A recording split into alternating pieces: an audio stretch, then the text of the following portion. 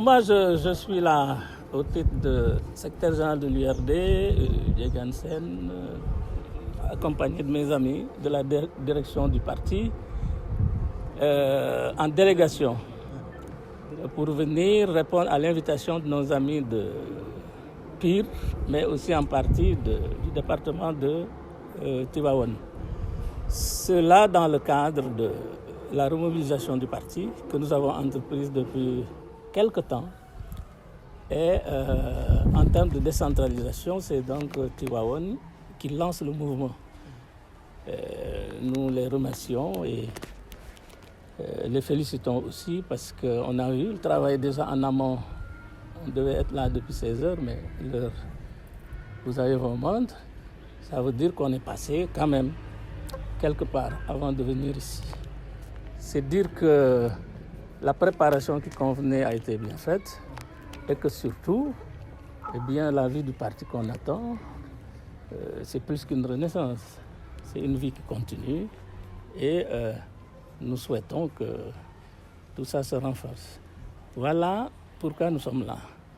L'autre volet aussi, c'est d'échanger avec les camarades. Les responsables, bien sûr, ça on le fait presque au quotidien, mais la base qui nous attend, j'ai entendu les tam-tams, bon, ça veut dire qu'elle s'est mobilisée aussi à son tour pour ce rendez-vous. Un rendez-vous politique, parce que nous sommes dans un contexte politique, en mouvement. Un contexte politique aussi où il y a toutes les possibilités, en même temps toutes les inconnues. Vous avez suivi l'actualité, vous en êtes d'ailleurs les distributeurs, si vous permettez de mettre ce mot-là entre guillemets, c'est dire que vous ne l'ignorez pas du tout, son déroulement, mais aussi et surtout ses implications. Cela veut dire que tous les gens qui ont une voix, et ça, je traduis le Wolof, je pense qu'ils doivent s'exprimer.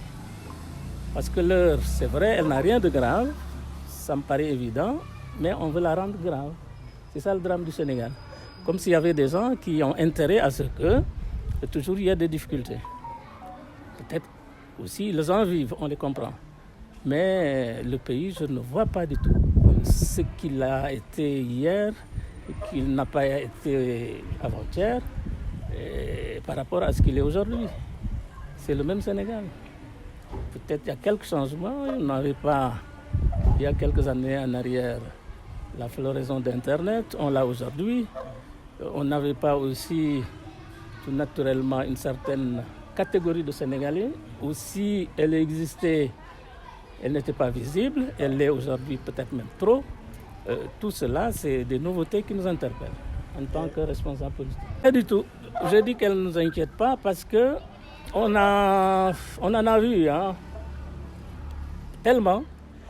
Et pourquoi elle ne nous inquiète pas? Parce que pour nous, il n'y a aucune difficulté. Malheureusement, il y en a qui veulent toujours qu'il y ait des difficultés, des problèmes. Et ces gens-là, même s'il n'y a pas de problème du tout, ils les inventent, tout simplement. Ceux qui ont vécu le Sénégal, ou dans le Sénégal, tel qu'il a existé il y a 30 ans, mais ils voient bien que c'est le même pays.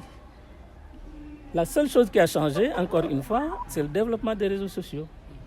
La violence domestique, elle a toujours existé ici.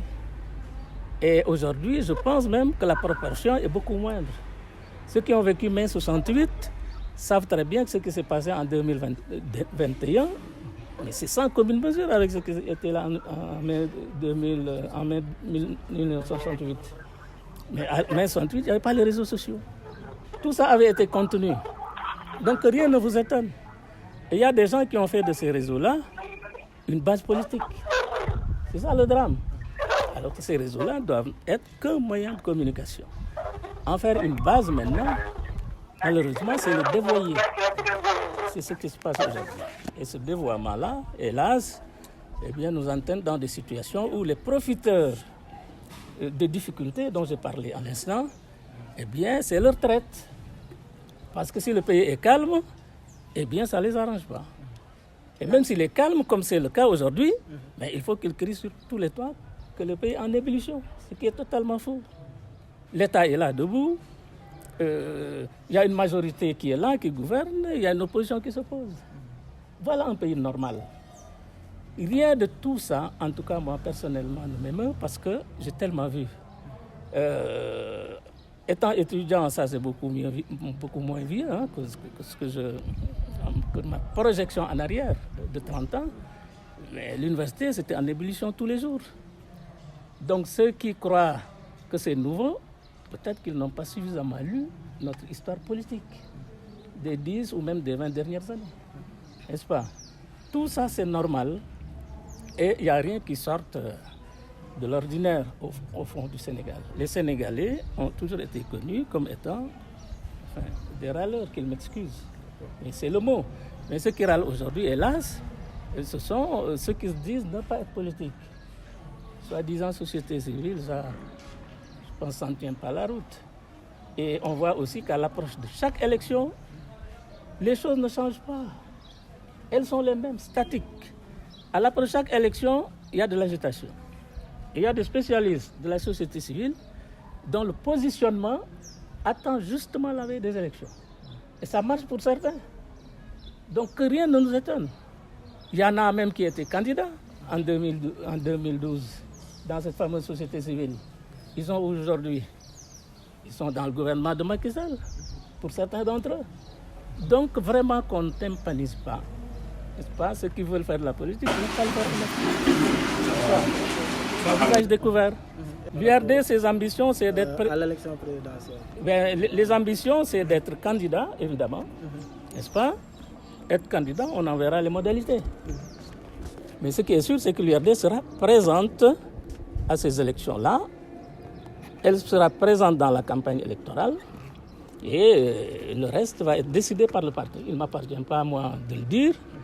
Le parti, le moment venu, comme il le fait tout le temps, se réunira pour prendre sa décision.